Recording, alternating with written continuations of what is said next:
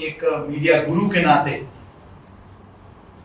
उनका पूरा देश में विद्यार्थियों के बीच में लोकप्रियता है, ऐसे कुशाभाऊ ठाकरे विश्वविद्यालय के माननीय कुलपति श्री बलदेव भाई शर्मा जी, हमारे आजादी के अमृत महोत्सव समिति के अध्यक्ष प्रोफेसर श्रीकांत सिंह जी, यहाँ उपस्थित सभी हमारे विभागाध्यक्ष, संकाय सदस्य, ऑनलाइन के माध्यम से जुड़े परिसर प्रभारी, प्रिय विद्यार्थियों और कर्मचारी बंधु और मीडिया के मित्रों,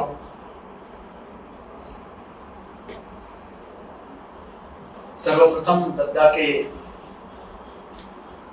श्री चरणों में हमारा विनम्र श्रद्धांजलि, श्रद्धा सुमन। आप हमारे प्रेरणा स्रोत हैं और ऐसा कोई पल नहीं है हमारे जीवन में जब आपसे हम प्रेरित नहीं होते हैं। तो आज उनके जयंती के उपलक्ष्य में आज ये कार्यक्रम आयोजित किया गया। मैं विशेष रूप से धन्यवाद देना चाहता हूं क्योंकि जिस फिल्मोत्सव का यहाँ उल्लेख हुआ, हम लोग सब उसमें इतने व्यस्त थे कि वो व्यस्तता से निकले तब आमतौर पर स्मृति व्याख्यान के लिए कुछ महीने पहले ही तैयारियां शुरू हो जाती हैं, लेकिन इस बार सबकी व्यस्तता चित्र भारती उत्सव की तरफ था और पूरा विश्वविद्यालय परिवार एक होकर उस आयोजन को सफल बनाने की दिशा में कार्य कर रहा था। तो पिछले सप्ताह ही जब हम लोग उससे मुक्त हुए, हम लोगों ने एक बैठक ली और यह तय हुआ कि हमें कार्यक्रम करना है किसी भी कीमत में, क्योंकि हाल ही में इतना बड़ा आयोजन हुआ था तो शायद थकान कई लोगों की अभी तक पूरी तरीके से नींद तक पूरी नहीं हुई है कई लोगों की। तो ये तय किया गया कि इस बार तो बड़े सभागार में नहीं करेंगे, अगली बार तो हम वहीं होंगे तो वहीं करेंगे। इस बार फिलहाल इस सभागार में यह कार्यक्रम का अंतिम संस्करण होगा, तो वह भी होना चाहिए। तो फिर ऐसा एक वक्ता जो इस व्याख्यान माला में उस स्तर के व्यक्ति हो, ये व्याख्यान माला का स्तर भी ऐसा है, हर एक को नहीं बुलाया जा सकता, तो कौन हो सकता है और जो सहजता से स्वीकार करे। सिर्फ एक सप्ताह का मुश्किल से समय है, तो बहुत दिनों से मन में ये इच्छा थी कि बलदेव भाई को यहाँ आमंत्रित किया जाए। तो बड़े संकोच के साथ मैंने फोन किया और मुझे बताते हुए बहुत हर्ष है कि उन्होंने बहुत सहजता के साथ स्वीकार किया कि माखनलाल में आने का एक अवसर मिल रहा है तो मैं अवश्य आऊंगा।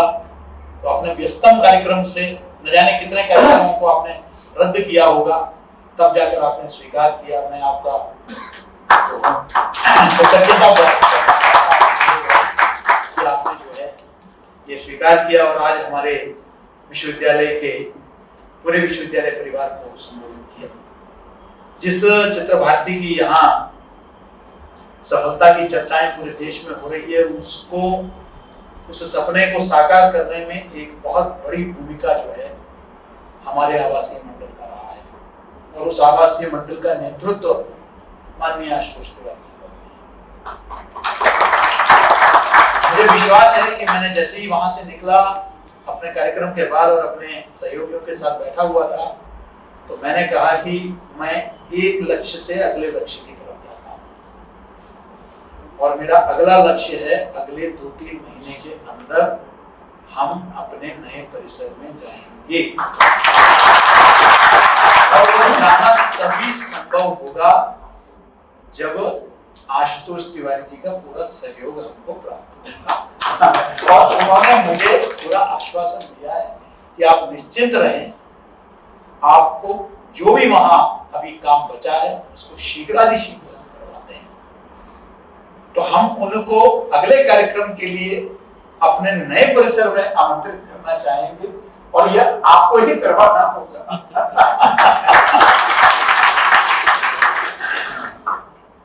आज का इतना विस्तृत चर्चा के बाद बहुत ज्यादा गुंजाइश नहीं रहती है।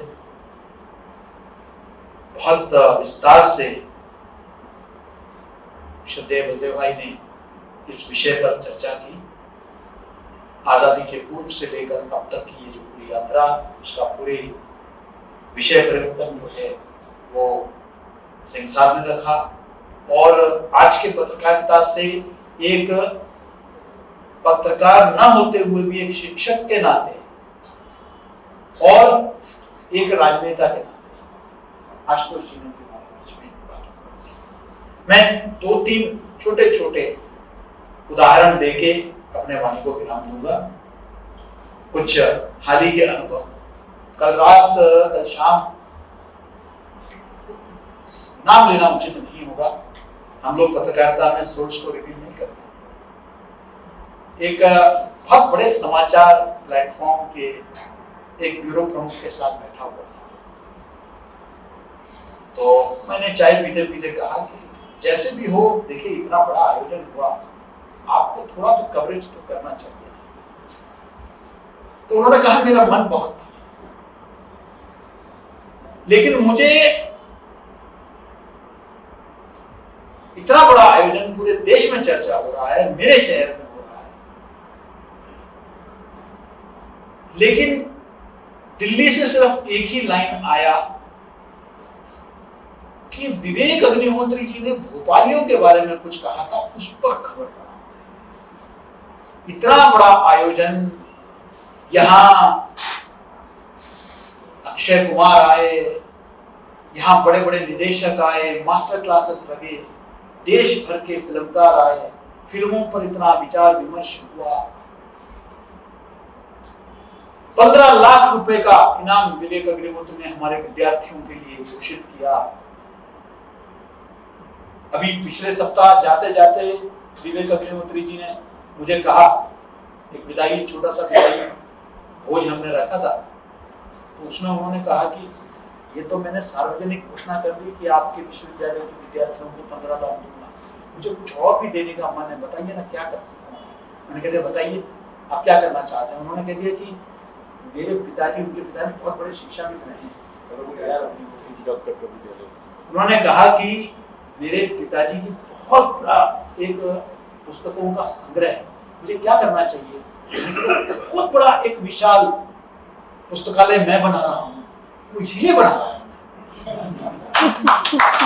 उन्होंने कहा मैं मुंबई पहुंचूंगा, अगला पत्र आपको लिख रहा हूँ, मेरे पिताजी के जितने भी पुस्तक है वो भी विश्वविद्यालय को दे रहा।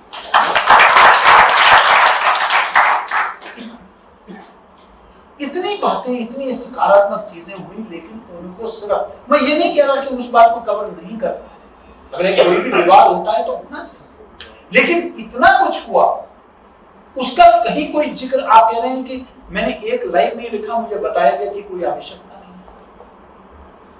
क्योंकि हम वर्तमान परिदृश्य पर चर्चा करते हैं तो इस पर विचार विमर्श करना आवश्यक है। तो हमारी प्राथमिकताएं क्या है। दूसरी, हमारे यहाँ के एक संकाय आजकल पीएचडी का एक शोध कर रहे हैं। उन्होंने कल मुझसे, कल शाम को मेरे साथ एक ऑनलाइन इंटरव्यू किया। उनका विषय नागरिक पत्रकारिता है। तो उन्होंने मुझसे पूछा कि सर आपको नहीं लगता है कि नागरिक पत्रकारिता जिसको हम कहते हैं, उससे जो जिन विषयों के बारे में तथाकथित मुख्य धारा की मीडिया में चर्चा नहीं होती है, उसको लाभ मिला है। मैंने कहा उद्देश्य तो वही था। पहली बात, मैं नागरिक पत्रकारिता शब्द से परे करता हूं, आप नागरिक संचारक कह सकते हैं। पत्रकारिता तो जो है, जैसे नागरिक डॉक्टर आप नहीं कह सकते, नागरिक इंजीनियर नहीं कह सकते, वैसे नागरिक पत्रकार नहीं कह सकते। पत्रकारिता नहीं तो फिर मैं अपना विश्वविद्यालय में ताला लगा देता हूँ, क्या जो करता है यूजी पीजी करा के अगर कोई भी सड़क चलता पत्रकार बन जाए, ऐसा तो नहीं हो सकता। आप संचारक हो सकते हैं, आप नागरिक संचारक हैं, citizen communicator, not citizen journalist. मैंने कहा पहले तो आप मुझे उस शब्द से परहेज है। दूसरी बात मैंने कहा कि नागरिक पत्रकार तथाकथित कर क्या रहे हैं। मैंने तो कम से कम डिजिटल और सोशल प्लेटफॉर्म में कोई अलग सी बात नहीं देखी। जो अभी तक कई दशकों से जो पत्रकार प्रिंट में, इलेक्ट्रॉनिक में परोस रहे थे, आज आप डिजिटल में और सोशल मीडिया में परोस रहे। वही राजनीतिक संघर्ष, वही वैचारिक संघर्ष, कोई नई बात तो आप कर ही नहीं रहे। तो फिर उस प्लेटफॉर्म का आपने क्या सदुपयोग किया, जिसका आप कहते हैं कि लोकतांत्रिकरण हो गया।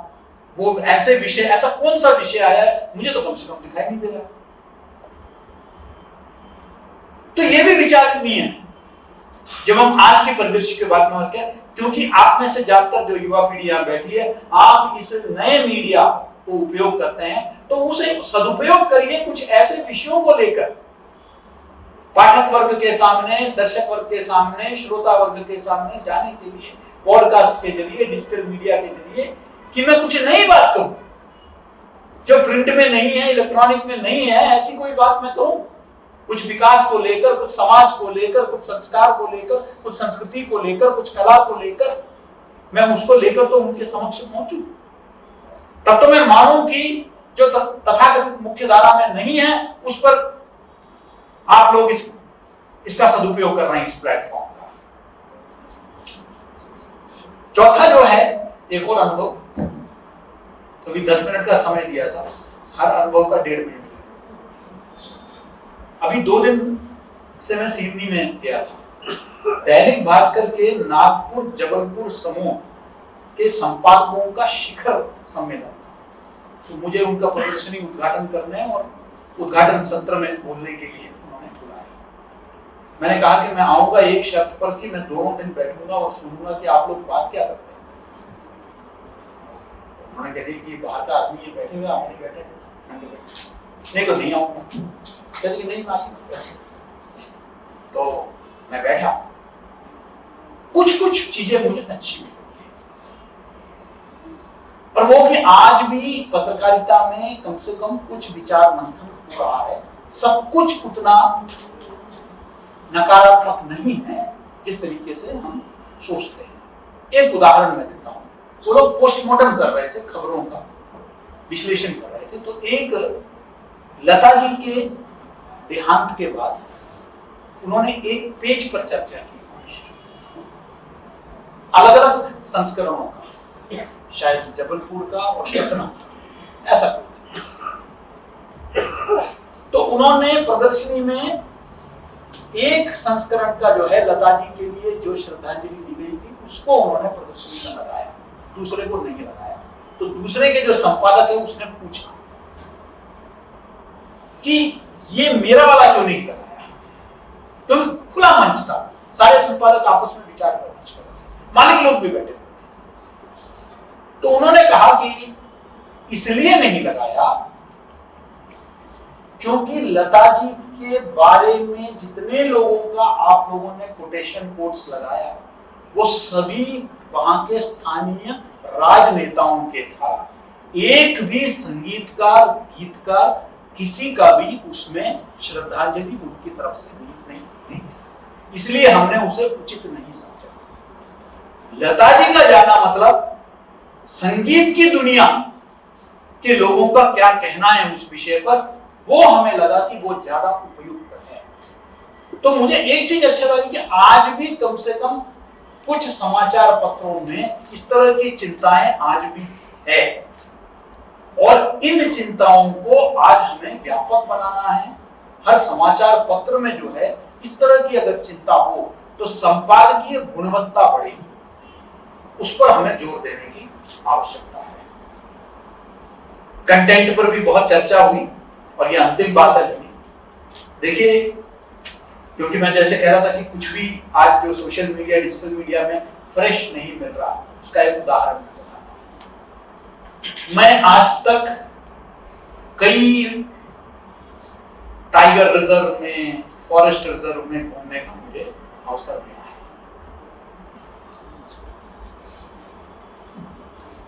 सरिस्का से लेकर मसनागुड़ी तक मैं जा चुका हूं, कई जगह गया, लेकिन शेर कभी नहीं दिखा।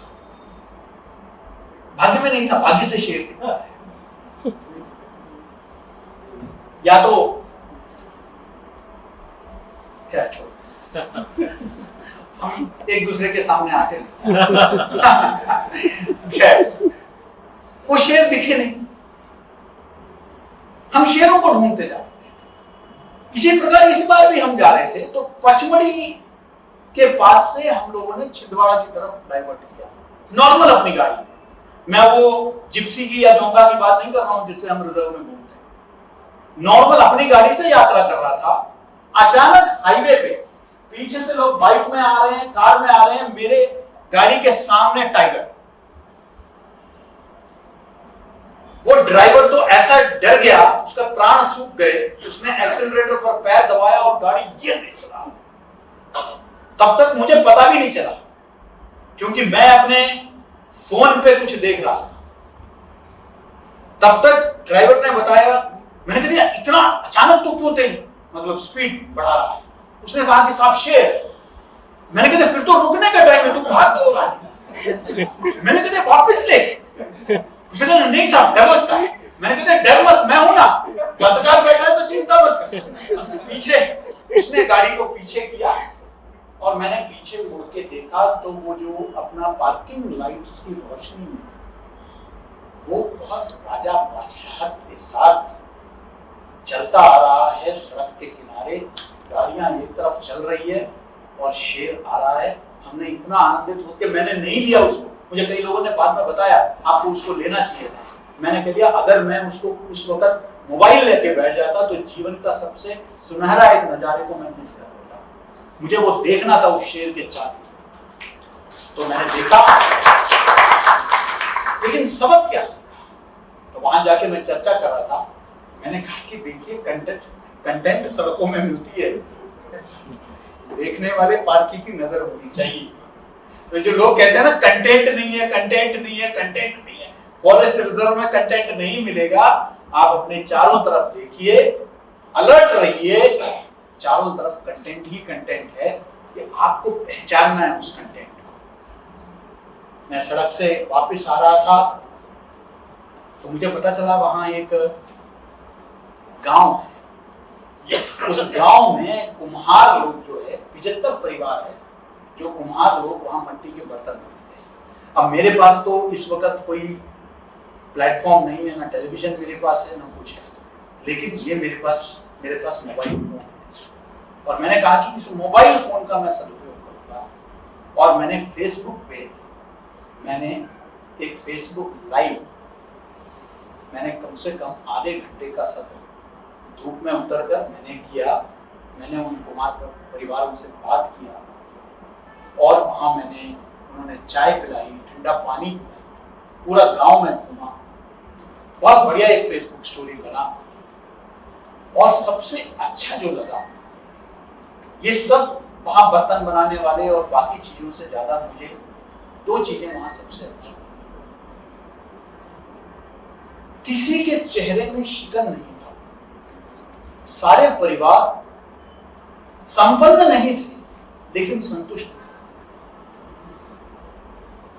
मुस्कुराहट थी उनके चेहरे पे, हमेशा हंसते हंसते। आप वो वीडियो देखेंगे, वो माताजी भी जो है हंस रही थी, वो जो वहां की बहू है वो भी हंस रही थी, हंस हंस के सब बात कर रहे थे, खुश थे सब, अपने छोटे जीवन में वो संतुष्ट थे। कहते 200-300 रुपए बनाते हैं डेली की, तो आप खुश। एक दूसरे के लिए किसी परिवार में वहां किसी की तबीयत खराब हो गई कोरोना के वजह से, पूरे गांव में 75 परिवारों ने 30,000 रुपए एकत्रित, वो सब वीडियो में आपको मिलेगा। 30,000 रुपए एकत्रित किया और उस 30,000 से उसका इलाज करवाने की कोशिश की, लेकिन नहीं हो पाया, उसका देहांत हो गया। तो फिर उसी गांव में हर परिवार से उसके 13वीं के लिए जो है पैसा इकट्ठा करना चाहते हैं। कोई किसी के बच्चा वहां से भाग रहा है, उसको उठा रहा है, उसको देख रहा है। वो आज हम शहरों में अपने पड़ोस में कौन रहता है ये हम नहीं जानते, और वहां हमने इस चीज को देखा कि आज भी वो मूल्य, वो जीवन मूल्य को उन्होंने बचा के रखा है। मेरे लिए वो स्टोरी, वो कंटेंट थी, वो भारतीय संस्कृति थी, वो कला थी। मुझे लगा कि इसको हमें उजागर करने की की जरूरत है, उसको लोगों के सामने लाने की जरूरत है, क्योंकि युवा पीढ़ी यहाँ बड़ी संख्या में है। आपके चारों तरफ ऐसे मैं बहुत सारे कथाएं सुना सकता हूँ। You have to be good story tellers. और कंटेंट में लोग आज राजनीति में क्या हो रहा है, अर्थव्यवस्था में क्या हो रहा है, इन सब का ठीक है, एक महत्व है, लेकिन लोग अच्छे कहानियां सुनना चाहते हैं, पढ़ना चाहते हैं, देखना चाहते हैं। अगर आप ये अच्छे समाज के सकारात्मक कहानियों को लोगों तक पहुंचाएंगे तो ये वर्तमान परिदृश्य जिस पर हम ये आज ये व्याख्यान हमने आयोजित किया, ये परिदृश्य बदलेगा, ये मुझे पूरा विश्वास है। मैं पुनः धन्यवाद देना चाहता हूँ आदरणीय बलदेव भाई को और आदरणीय जी को कि आपने व्यस्तम कार्यक्रम से समय निकालकर हमारे विश्वविद्यालय में आप पधारे, और इसी तरह भविष्य में भी आपका पूर्ण सहयोग हमको मिलता रहेगा। और अंत में श्रीकांत जी को पुनः पूरे विश्वविद्यालय परिवार की ओर से उनके जन्मदिन पर हार्दिक बधाई। वही हिंदी फिल्म के गाने गाएंगे कि तुम जियो हजारों साल के दिन 50,000। तो आप सब पुनः हम सब अपने आप को दत्ता के दिखाए हुए मार्ग पर कार्य करने के लिए हम सब अपने प्रतिबद्धता के साथ हम समर्पित हो और उन मूल्यों को लेकर हम अपने जीवन में आत्मसात करें। इस आत्मविश्वास और विश्वास के साथ आप सबको बहुत बहुत धन्यवाद। जय हिंद, जय भारत।